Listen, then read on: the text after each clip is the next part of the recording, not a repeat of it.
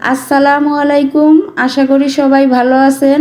আজকে আমি আপনাদের সামনে নিয়ে আসলাম নুডলস ও চিকেন দিয়ে খুব মজার একটি চিকেন পাকোড়া রেসিপি। এটা আপনারা ইচ্ছে করলে বাচ্চাদের টিফিনেও দিতে পারেন আর ইফতারিতেও রাখতে পারেন। খুবই মজার একটি পাকোড়া রেসিপি। তো না টেনে পুরো ভিডিওটা দেখতে থাকুন কিভাবে আমি পাকোড়াগুলো তৈরি করি। আর আমার চ্যানেলে যারা নতুন তারা অবশ্যই আমার চ্যানেলটিকে সাবস্ক্রাইব করে আমার পাশে থাকবেন। তো মূল রেসিপিতে চলে যাচ্ছি। প্রথমে একটা বাটিতে একটা ডিম ভেঙে নিয়েছি। এখন ডিমটা ফেটিয়ে নেব ভালোভাবে। ডিমটা ফেটানো হয়ে গেলে এক সাইডে সরিয়ে রাখবো। এখন নিয়েছি মুরগির মাংস, হাড় ছাড়া ছোট ছোট করে কেটে নিয়েছি, এই যে এরকম সাইজ। এখন এতে সব মশলাগুলো অ্যাড করে দেব। প্রথমেই দিয়ে দিলাম স্বাদ মতো লবণ, আধা চা চামচ মরিচের গুঁড়া, কালারের জন্য দিয়ে দিলাম সামান্য একটু হলুদের গুঁড়া, 1 টেবিল চামচ সয়া সস, আর সামান্য একটু গরম মশলার গুঁড়ো দিয়ে দিলাম 1 চা চামচ আদা রসুনের পেস্ট। এবার এগুলো ভালোভাবে নেড়ে চেড়ে মিশিয়ে নিব। এখন দিয়ে দিব নুডলস, ছোট ছোট করে ভেঙে সিদ্ধ করে নিয়েছি। এখন এগুলা মাংসের ভিতরে দিয়ে দিলাম। এখন দিয়ে দিলাম কাঁচামরিচ কুচি আর পেঁয়াজ কুচি। পেঁয়াজগুলো একটু বড় বড় করে কুচি করে নিয়েছি।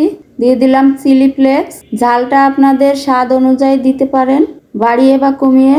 তবে বাচ্চারা খেলে একটু কম দিলেই ভালো হয়। বাইন্ডিংয়ের জন্য আগে থেকে ফেটিয়ে রাখা ডিমটা দিয়ে দিলাম। দিয়ে দিলাম 3 টেবিল চামচ বেসন। এবার ভালোভাবে একটু মেখে নেব। সবশেষে দিয়ে দিব নুডলসের মশলাটা। এটা দিলে স্বাদটা আরও ভালো আসে, খুব মজা হয়। দিয়ে ভালোভাবে মিশিয়ে নিব। এই যে এটা আমার মেখে নেওয়া হয়ে গেছে। এখন এটা এক সাইডে সরিয়ে রাখবো। এখন চুলায় একটা প্যান বসিয়ে দিয়ে দিলাম রান্নার সয়াবিন তেল পরিমাণ মতো।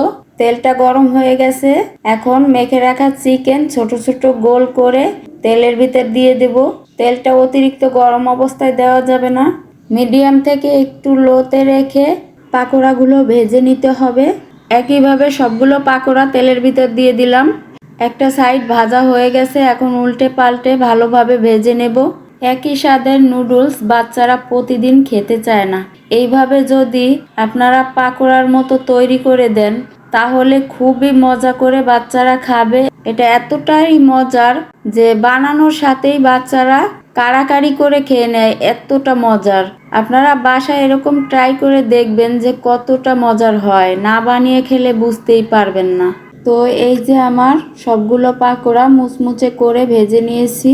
এখন সবগুলো তুলে নেব। এবার বাকি পাকোড়াগুলোও একইভাবে মচমচে করে ভেজে নেব। পাকোড়াগুলো ভাজা হয়ে গেছে। এখন এক এক করে তুলে নেব। এই যে সবগুলো পাকোড়া আমি মচমচে করে খুব ভালো করে ভেজে নিয়েছি। কত সুন্দর হয়েছে দেখেন, যেমন মুচমুচে আর সেরকম মজা। এবার একটা ভেঙে দেখাচ্ছি, দেখেন কতটা সুন্দর হয়েছে।